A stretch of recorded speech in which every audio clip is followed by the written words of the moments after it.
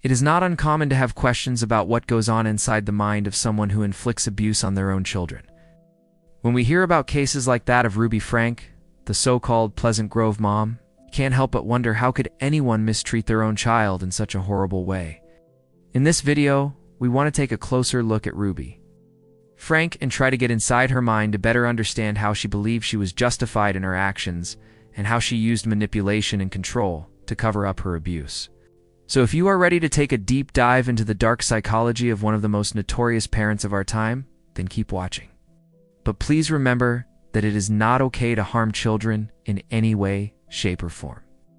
If you or someone you know needs help, please reach out to the National Child Abuse Hotline at 800-422-4453. You are not alone. Before we get into the psychological analysis of Ruby Franke, it is important for us to take a quick look at her story. Ruby Franke is a 41-year-old mother of 6 who lived in Pleasant Grove, Utah with her children and her husband.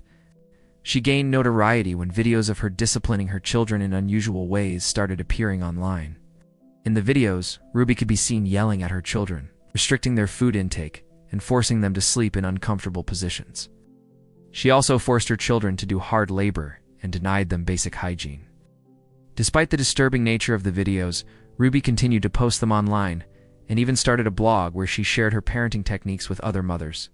However, in August 2023, Ruby was finally arrested after one of her children escaped from her home and sought help from a neighbor. The police investigation revealed that Ruby had been abusing her children for years, and they were all severely malnourished. Ruby was charged with 6 counts of aggravated child abuse and is currently awaiting trial. Now that we have established the facts of the case, let's try to understand the psychology behind Ruby's actions. What kind of person becomes so cruel to their own children? What drives a mother to mistreat her children in such a horrific way? Well, the answer, unfortunately, is not straightforward. There is no single factor that can explain Ruby's behavior. Instead, it was most likely a combination of several factors that ultimately led to the mistreatment of her children. And while we cannot know for sure what these factors are without further information, we can make some educated guesses based on what we know about Ruby's story so far. One possible factor that contributed to Ruby's abusive behavior is her belief that children are inherently bad and must be constantly disciplined. This belief is not only unfounded, but also harmful because it leads to the idea that children deserve to be punished, which justifies physical and emotional abuse. Ruby's videos showed her using harsh punishments, such as forcing her children to sit in a corner for hours on end, or making them sleep in a laundry basket without blankets or pillows. These punishments are not only cruel and unusual, but they are also indicative of a belief that children need to be constantly monitored and controlled. Ruby's belief that children are bad by nature is also evident in her parenting advice, which she shared on her blog and in her videos. She believed that children should be treated like little adults, and that they need to learn how to take care of themselves at an early age. As a result, she denied her children basic childhood experiences, such as playing with toys or spending time with friends. Instead, she forced them to do household chores and to take care of their younger siblings. By denying her children a normal childhood, Ruby essentially robbed them of their innocence and made them feel that the world is a dangerous place where they need to be constantly on guard. Another factor that may have contributed to Ruby's abusive behavior is her desire for attention and validation. As mentioned earlier, Ruby started posting videos of her parenting techniques online, where she gained a large following. It is possible that Ruby craved the attention and admiration of her followers, which made her feel validated and important. In fact, many of Ruby's videos have titles such as How to Discipline Your Kids Without Losing Your Mind, or The Secrets to Raising Perfect Children. These titles show that Ruby wanted to be seen as an expert on parenting, and that she wanted to share her techniques with other mothers in order to gain recognition. Additionally, Ruby's blog posts often included calls to action for her readers to follow her on social media and to watch her videos. This suggests that she wanted to promote herself and her work online, and that she wanted to be seen as a leader in the parenting community. It is possible that Ruby's need for attention and validation led her to exaggerate the severity of her children as misbehavior and to use more punishment than was necessary. She wanted to appear as the perfect mother on social media, even if it meant that her children had to suffer. Moving on, a third factor that may have played a role in Ruby's abusive behavior is her lack of empathy. Empathy is the ability to understand and share the feelings of others, and it is an essential quality for any parent.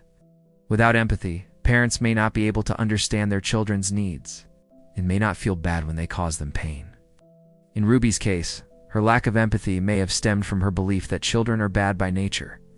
If she believed that her children were inherently bad, then she may not have felt the need to empathize with them or to understand their perspective. Instead, she may have seen them as objects that she could mold into the perfect children she wanted them to be. Her lack of empathy is evident in the way she treated her children. She did not consider their feelings or their needs when she punished them or when she made decisions about their lives. For example, she forced her children to eat gross things like eggs and meat and made them sleep in uncomfortable places without regard for their comfort. She also did not seem to care about the emotional toll that her punishments took on her children. In fact, she seemed to enjoy seeing them cry and beg for mercy. This lack of empathy is also evident in Ruby's online persona. In her videos and blog posts, Ruby never showed any emotion or empathy towards her children. She always appeared distant and cold, like she did not see her children as human beings, but rather as objects that she could manipulate and control. Finally, another factor that could have played a role in Ruby's abusive behavior is her need for control. Ruby's videos and blog posts showed that she wanted to be in control of every aspect of her children's lives. She believed that she knew what was best for them and that they could not be trusted to make their own decisions. For example, Ruby decided what her children could eat and when they could eat it. She also decided when and how they could sleep, and she forced them to follow her rules at all times. This need for control may have stemmed from Ruby's own childhood experiences. It is possible that she grew up in a chaotic or unpredictable environment that made her crave stability and order. As a result, she may have tried to exert control over her children in order to create the stable and predictable life that she never had. Alternatively, Ruby's need for control may have been part of her desire for attention and validation. By controlling every aspect of her children's lives, Ruby could portray herself as the perfect mother on social media, even if it meant that her children suffered. In conclusion, Ruby Franke's case is a tragic example of what can happen when a parent is driven by a need for attention, control, and a distorted view of parenting. Her story serves as a reminder that we must always be vigilant when it comes to protecting children and that we should never turn a blind eye to signs of abuse. Ruby's behavior was not just cruel and unusual, but it was also indicative of a deeper psychological problem. She was not able to empathize with her children or understand their perspective, which led her to treat them in a horrible way. Ruby's need for control and her desire to portray herself as the perfect mother on social media also played a role in her abusive behavior. We can only hope that Ruby gets the help she needs to address her psychological issues and that her children receive the support and care they deserve. What do you think about Ruby Franke's case? Let us know in the comments below. Also, please remember that it is not okay to harm children in any way, shape, or form. If you or someone you know needs help, please reach out to the National Child Abuse Hotline at 800-422-4453. You are not alone. And that's all for today. Thank you for watching. If you enjoyed this video, don't forget to leave a like and subscribe so you won't miss any new videos.